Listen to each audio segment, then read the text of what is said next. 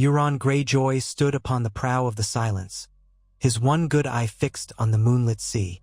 The deck beneath him seemed as restless as the waves themselves, the timbers creaking in protest against salt, wind, and the weight of his unspoken dreams.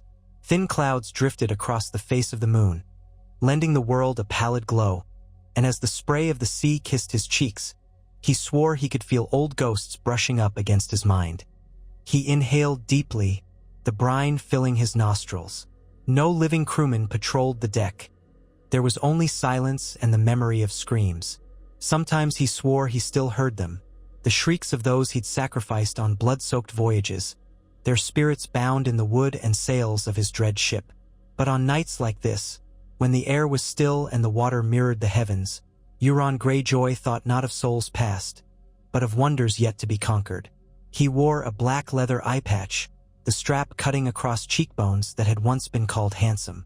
A tangled mass of dark hair, shot with a single streak of white, fell to his shoulders, framing a face shaped by cunning and cruelty in equal measure.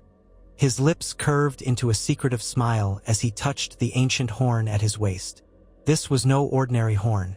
Its hide was carved with glyphs that no maester could properly read, and the metal bands near its tip bore runes older than the first men's arrival. He had seized it amid the smoldering ruins of a doomed voyage, prying it from the hands of a dying warlock in a land far from the Iron Islands. The sound it made when blown was a thing of nightmares, and Euron had only dared to hear it once in full. The memory of that noise still caused his bones to tremble. Yet he carried the horn close, as though it were a treasured lover. Tonight, though, his mind traveled even deeper than the horn's promised power. His thoughts turned to half-forgotten tales of monstrous deities lurking beneath the ocean's black surface, tales that had taunted him since he was a boy. Euron Greyjoy did not fear the krakens whispered of by the fishermen or the merlings conjured in bedtime stories. His imagination soared to older, darker entities, gods of the deep that might predate the drowned god worshipped by the Ironborn. On silent nights at sea, he wondered whether that monstrous pantheon truly existed, a congregation of leviathans so immense and ancient that even the old way seemed young in comparison. And if they did exist, why had they slumbered so long? He reached the aft castle, each footstep echoing hollowly on the bare planks. In the darkness, a single figure knelt near the helm, a man whose face and body were swathed in rags. The man turned, revealing a mouth sewn shut with black thread. Euron had cut out the tongues of all who crewed the Silence, but this one he had silenced further still. It was not enough to remove the faculty of speech. Euron needed absolute obedience, absolute terror. This wraith-like creature cowered before him, an object lesson to any who would question the crow's eye. In a rare show of indulgence, Euron placed a hand on the man's head. A priestly gesture turned perverse. Then he turned away, uninterested in the abject fear in the man's eyes. The stars called to him, and though the night sky was clear enough for any navigational reading, Euron looked higher, imagining patterns in the swirling darkness. He had once been told that the heavens were a reflection of the watery deeps, as above, so below. Perhaps the same primordial forces governed both realms, though in different guises. The moonlit night had him musing on many things beyond normal men's comprehension. But then, Euron Greyjoy had ceased to be a normal man long ago. Some might argue he had never been one. He had glimpsed magic at the far ends of the world, the sorceries of Aes-High, the cold illusions of the Shadowlands, the wizardry hidden in the forbidden libraries of Valyria's haunted ruins. He had given an entire generation of warlocks reason to fear him and had dredged up abominations from the ocean floor that even the bravest Ironborn captains would not name. Amid these experiences, one particular legend had grown larger in his mind. The Deep Ones, the half-mythic, half-human creatures said to dwell in sunken cities older than any recognized by the Citadel. It was rumored they had built the sea-stone chair that sat upon the shores of old Wikk. Some whispered that the sea-stone chair's origins predated the first men, the iron of it dark as midnight, etched with twisting shapes of tentacles and bulging eyes. Most Ironborn shrugged off the rumor and took the legends for metaphor or fancy. But Euron wanted to know the truth. He wanted to know if the Deep Ones were real, and if they possessed knowledge that could elevate him beyond mortal kings. He closed his eye, conjuring visions from memory. Whispers in the dark, gleaned from soothsayers and priests driven mad by the taste of shade of the evening, had hinted at catacombs beneath the seas near Pike, where the deep ones might still roam. He saw in his mind's eye the flicker of greenish lanterns, the echo of chanted rituals in drowned halls. He recalled cryptic references to an even older threat, an icy doom rising in the far north, said to be unstoppable. The White Walkers had been a child's tale to him once, but rumor carried word of their return. He found himself pondering whether those cold beings could stand against the horrors that lurked in the watery abyss. If they existed, what might the Deep Ones think of such an enemy? And if there truly was an apocalyptic confrontation coming between the living and the undead, could Euron carve a place in the chaos, harnessing ancient powers for his own ambitions? He allowed a low laugh to ripple from his throat. The White Walkers, if they were real, marched on the realms of men in a wave of ice and death. Let the world tremble. Euron had his own gods to placate, and if they deigned to answer his prayers, not even the long night could overshadow him. The ice might be unstoppable, but the ocean was eternal. The silence glided, sails half lowered, drifting across the open waters. A hush possessed the world, as though something vast was listening from beneath the surface. Euron inhaled the briny air once more, letting his imagination seize him. He thought of what it would be like to descend into underwater ruins, to hold discourse with creatures whose limbs might not conform to the shape of men. Deep Ones, in the old stories, were rumored to mate with humans, producing hybrid children with bulging eyes and webbed fingers. Another rumor told of black pearls that glowed with unearthly light, talismans that could summon storms or quell them at a single command. Madness, perhaps, but who could say? He turned from the railing and made his way to his cabin, letting the hush swallow him. Within the cabin, a single lantern flickered, casting a dancing light on the walls. Charts and maps cluttered a table in the center. Some were standard navigational documents, while others contained bizarre diagrams drawn on parchment so thin it was nearly translucent. The scripts on these pages were in alphabets no maester recognized, gleaned from the furthest corners of the known world, if not beyond. Euron took a seat on a bench of black oak, unlaced his gloves, and reached for a piece of parchment that he'd been studying for days. Across its surface, lines intersected in swirling patterns, and cryptic notations lined the margins, written in a red ink that might well have been blood. He let his fingertips drift across the parchment, as though stroking a lover's skin. The notation told of an ancient structure beneath the waves just south of Pike, accessible only at the lowest tide, where barnacled arches led into chambers carved of strange, oily black stone. The rumor teased him. If the tides were right, a man could walk from a hidden beach straight into that labyrinth. But none who entered were said to have returned. He felt his pulse quicken at the thought. Perhaps it was an empty rumor, or perhaps it was exactly what he sought. He lifted the parchment, allowing the lantern light to reveal faint water-damaged edges. The ink in some passages was smeared, as though the map's previous owner had been forced to carry it in a hurry through a storm. Euron wondered if that man had died screaming or vanished without a sound. He took a swig from a flask of spiced rum, savoring the burn down his throat. His mind raced with possibilities. If he ventured below, might he discover ancient carvings that told of the Deep One's power and their ceremonies? Would there be living creatures waiting in the half-flooded halls, abominations too hideous for mortal eyes? He found himself nearly praying that he would find such horrors. Fear, after all, made the taste of triumph all the sweeter. Outside, a muffled splash broke the silence. One of his tongueless crewmen likely discarding refuse, or perhaps an unfortunate prisoner. Euron ignored it. He was used to such small disturbances. The silence was more than a ship. It was an extension of his will. And now that will was set on forging a path into the unknown. The myth of the White Walkers did not intimidate him. He had glimpsed wonders in Ashai that dwarfed men's nightmares. It was the uncharted darkness of the ocean floor that both haunted and enthralled him. He thought of the swirling storms that sometimes churned the seas near the Iron Islands. He imagined the cold fury of the White Walkers meeting the unstoppable force of the ocean's depths. And in the middle of that collision, Euron Greyjoy standing triumphant, crowned by nightmares made flesh. He traced the lines of the map again and closed his eye, allowing a vision to overtake him. In that vision, the Silence sailed beneath a sky black with ravens, while the sea writhed like a wounded beast. From its depths rose shapes immense and terrible, and though he could not see them clearly in the haze of his imagination, the heat of their gaze penetrated his mind. Then a sudden gust of wind slammed the cabin window open, scattering his parchments across the floorboards. Euron's eye flew open, and he sucked in a breath. The sensation was unlike any dream or idle fancy. It was as if something had reached out from the dark to touch him. He stood abruptly, crossing the cabin in 3 long strides to slam the window shut. Outside, the night remained calm, the ocean still.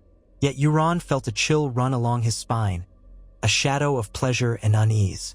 He stooped to collect his scattered parchments, fingers trembling with excitement. The interruption felt like a sign. The drowned god was not the only deity to claim these waters. He must move soon, before the tides of fate shifted. He set the parchment aside and lifted the horn from the table where it rested. He ran his fingers over the runes etched into the metal bands. The warlock from whom he had taken it had babbled incoherently before dying, about how the horn could bind unimaginable creatures to the will of the one who sounded it. Perhaps the warlock was referring to dragons, as men whispered about such horns in Valyria, or perhaps it was something older, something that lived below. Euron's heart thumped at the thought of raising monstrous sea demons from their lairs. To what purpose? Perhaps simply for the glory of the attempt. He stowed the horn in a locked chest near his bunk. Then he lingered, glancing at his reflection in a small polished mirror hung on the cabin wall. A single eye stared back at him, and he saw desire there, an all-consuming hunger that no mere conquest of kingdoms could satisfy. "I am the storm," he said softly. "I am the darkness that swallows lesser men." He allowed himself a thin smile. Let the White Walkers come.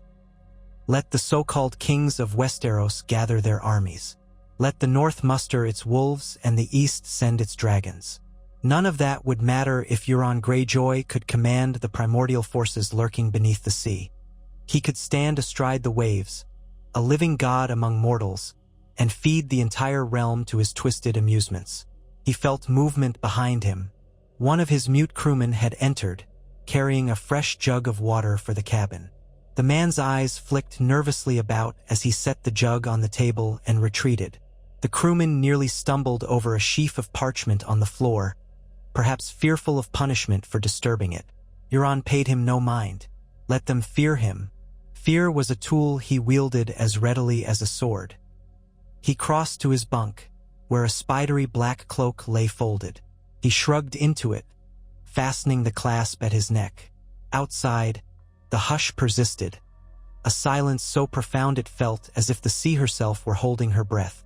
Tonight would be a night of omens, and Euron had no intention of sleeping.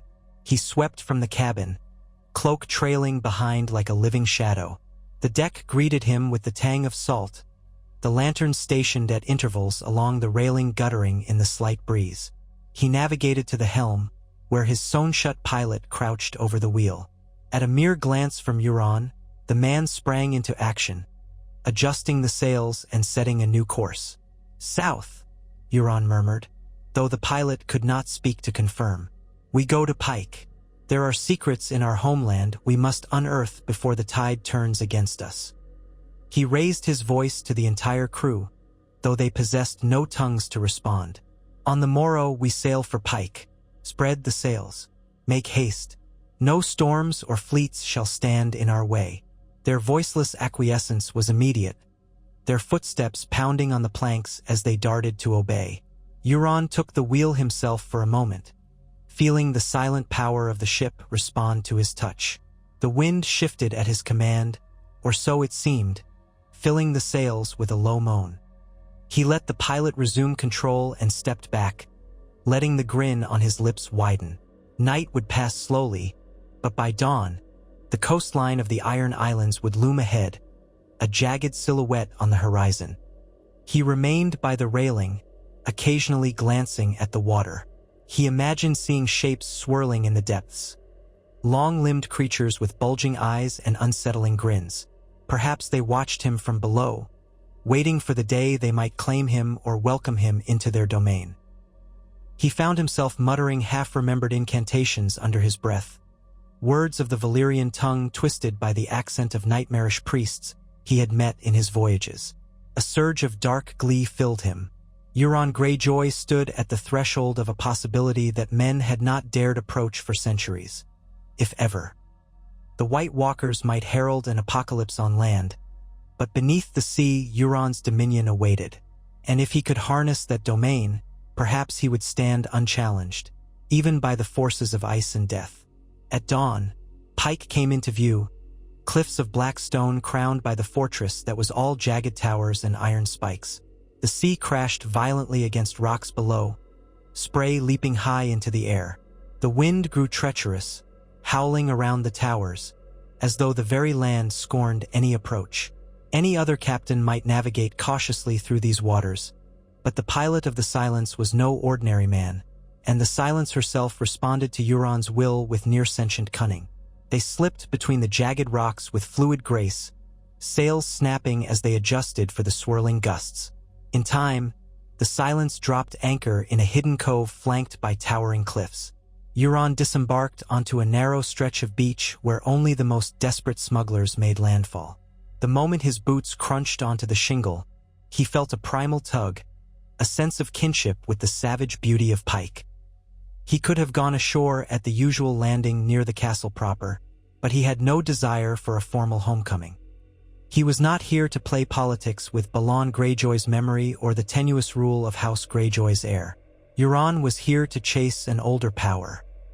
He led a small detachment of his crew, men half insane from the horrors they had witnessed, all with tongues removed, along a narrow path that wound upward from the beach. At the crest of the path, they were greeted by a scatter of boulders that resembled monstrous faces carved by time and tide.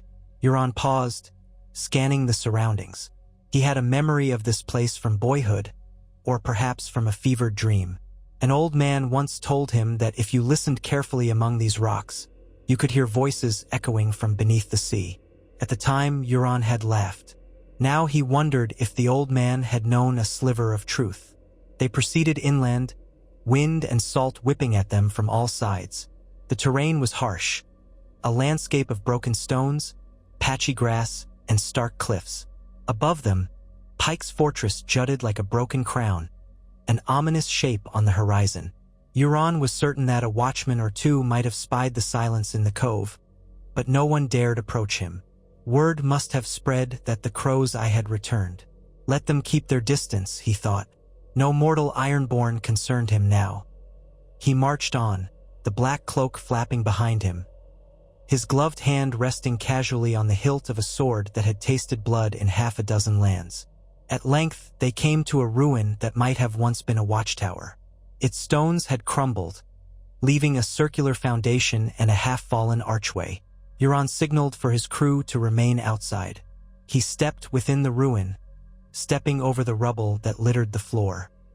The wind died down here, giving the moment an eerily still quality.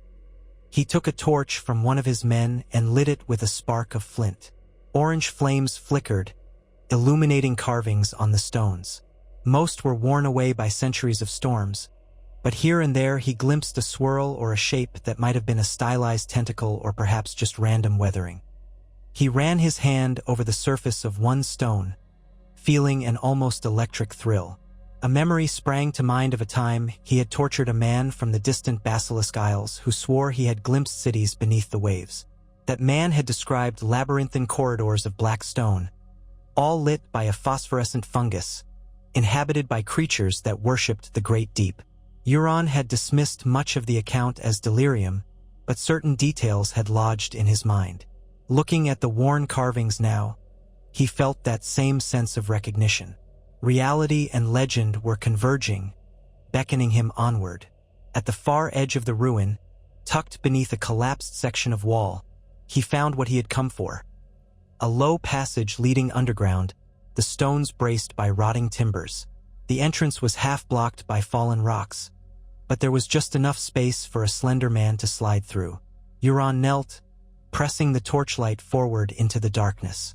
A stale, wet odor wafted out, reminiscent of tombs and subterranean pools.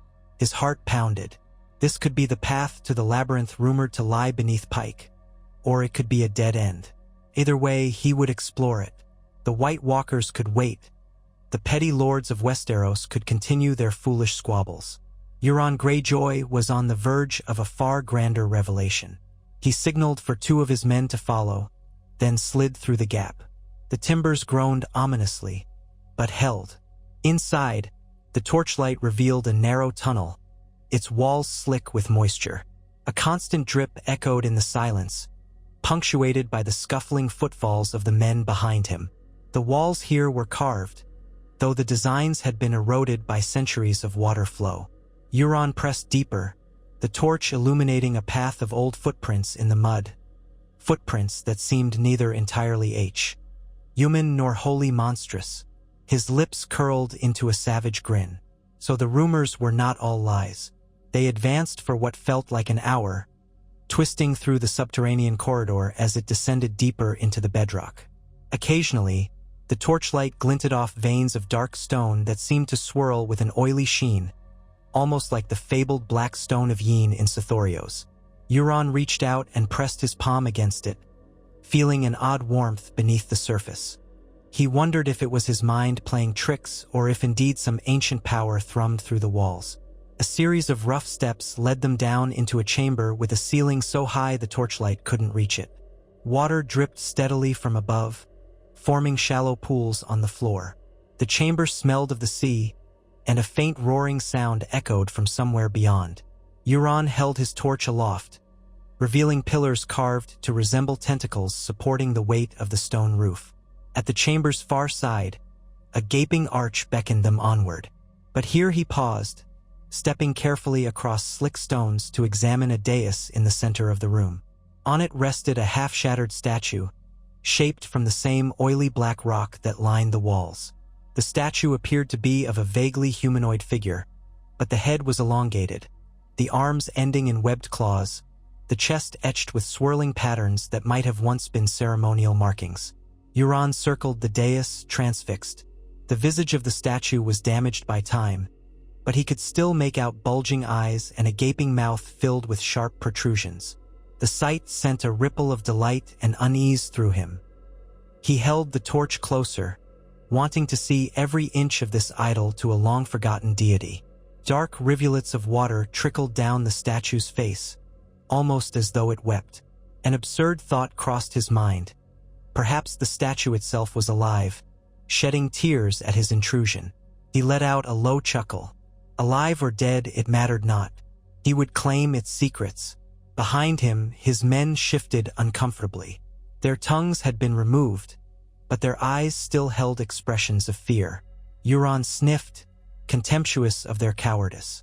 He turned away from the statue and made for the far arch. The roaring grew louder, and soon they emerged into a tunnel where seawater surged in a hidden channel, sometimes lapping at a walkway of stone on one side. To slip and fall here would mean being dragged away by the current to who knew what fate. Euron pressed on, torch in one hand, the other braced against the damp wall. The walkway was narrow, scarcely wide enough for a single man to pass. About 50 paces in, he came upon carvings in the tunnel wall that nearly stole his breath. They showed strange creatures with wide, staring eyes, webbed appendages, and elongated faces, marching or swimming in lines across the stone. Some of the carvings depicted these creatures wielding spears or ceremonial staves, and others showed them bowing before monstrous silhouettes that resembled the statue in the chamber behind him. Still more carvings displayed rituals with men. Yes, clearly men, kneeling beside these beings, their heads thrown back in supplication. Euron ran the torch over the stone, devouring the details. Perhaps the men had offered themselves willingly, forming some pact with the dwellers in the deep. The possibility was tantalizing. Had the Ironborn of old drawn their strength from such an unholy alliance? The torch sputtered in the damp air, so he signaled one of his men to pass him a fresh torch. As he lit it, the flame cast writhing shadows on the carvings, making them appear to move and dance. He stood there a moment, enthralled by his own illusions. Then, with a deep breath, he continued. At last the corridor opened onto a vast cavern, the ceiling arching high overhead, interwoven with natural rock formations and carved supports. Stalactites dripped water, creating a near-constant patter. Far below, a black river rushed past. But what drew Euron's attention most was a series of massive pillars rising from the depths, each carved with intricate bas-reliefs of inhuman faces, tentacles, and swirling shapes. Spanning these pillars was a stone bridge that looked ancient enough to crumble under a stiff breeze. Yet it was the only way forward. His men hesitated at the bridge, glancing nervously at the chasm. Euron allowed himself a thin smile. "Forward," he mouthed, knowing they could not speak to protest. One step at a time, he led them across. The bridge creaked and shifted, small chunks of stone tumbling into the rushing water below. But it held. It held, as though some cosmic force wanted Euron Greyjoy to continue. On the other side lay a series of partially collapsed rooms, the architecture reminiscent of the labyrinthine style of the Valyrian freehold but more primal, as though Valyria's great builders had borrowed from these older designs.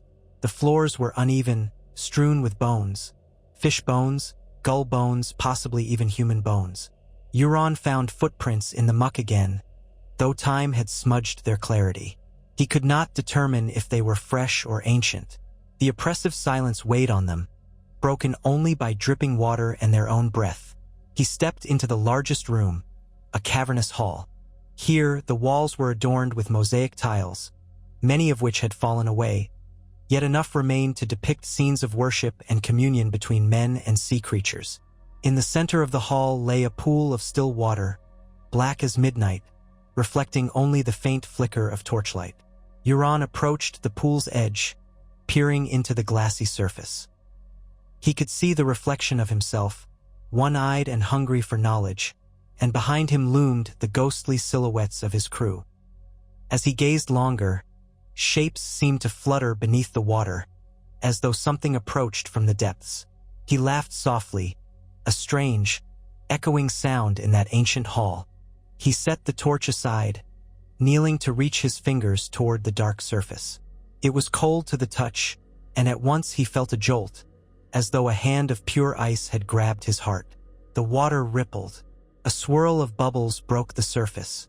Startled, Euron withdrew his hand, rising to his feet in a single fluid motion, his free hand on the hilt of his sword. His men tensed, but they remained silent. The pool grew still again, no further bubbles to be seen. Yet Euron could not ignore what he had felt. This was more than a mere subterranean pond. Something stirred within its depths, something that recognized his presence. Was it a living creature or a remnant of ancient magic? He found himself wanting to plunge in, to explore the hidden channels that might connect to the open sea. But that would be foolish without preparation. He forced himself to step away, his pulse thrumming with excitement. The presence of a power beyond reason was a heady sensation. Let others tremble at the idea of the White Walkers. They were but ice and bitter cold. This was a primal, aquatic darkness, older than the wall and older, perhaps, than the known gods. He turned to survey the rest of the hall, noticing a dais on the far side. Once more, steps led up to a carved block of stone. Another statue must have stood there once, but it was gone now. Only a broken base remained.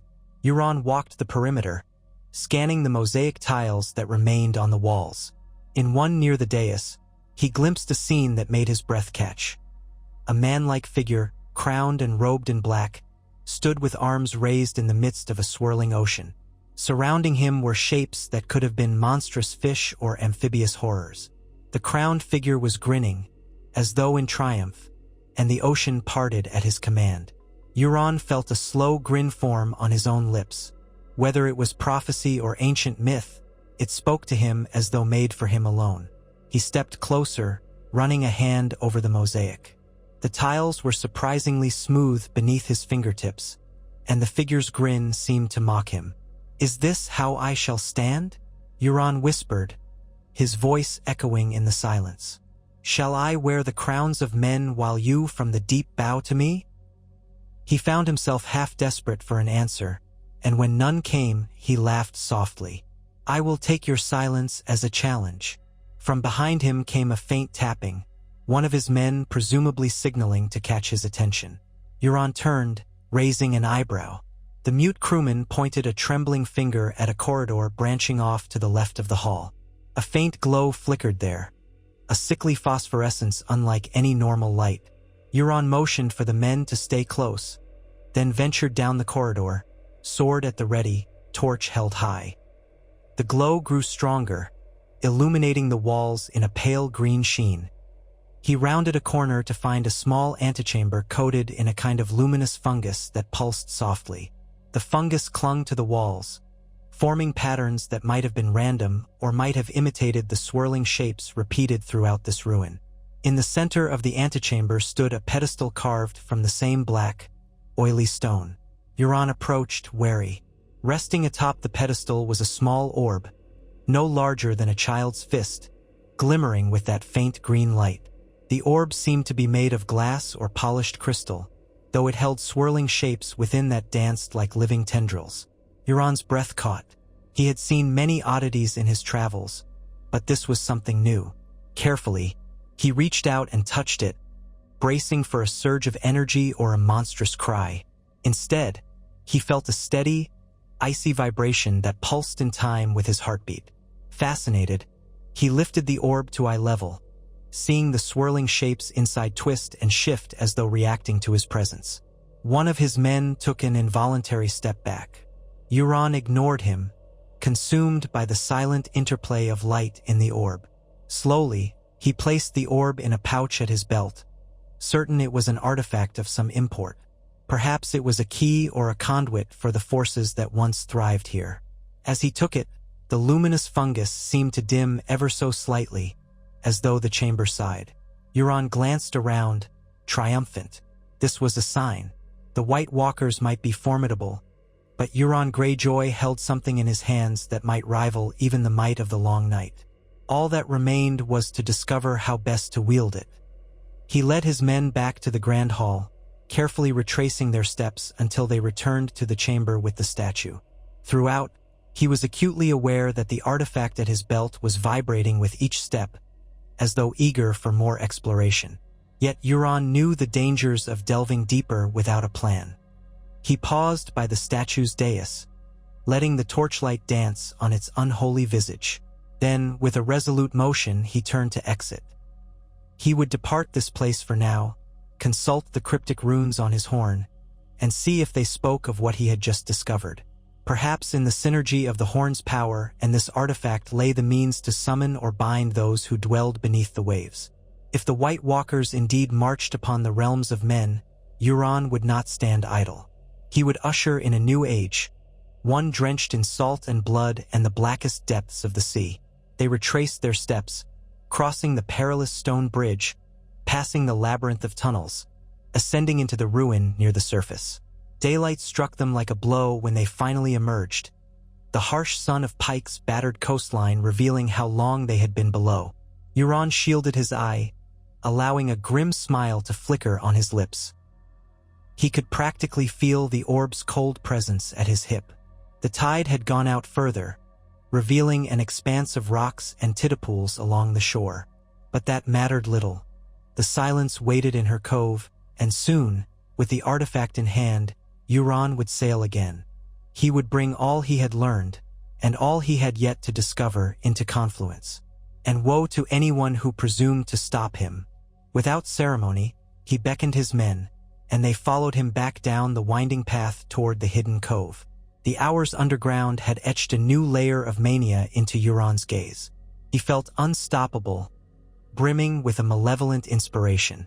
He clutched the hilt of his sword, imagining what it would be like to stand upon the deck of the Silence, blowing the ancient horn, summoning storms, sea monsters, or worse. Let the White Walkers freeze the north. Euron Greyjoy might well awaken horrors in the depths that would make an army of the dead seem almost quaint by comparison. And when the time came, the entire world, ice and fire and everything in between, would bow to him, or be dragged beneath the waves.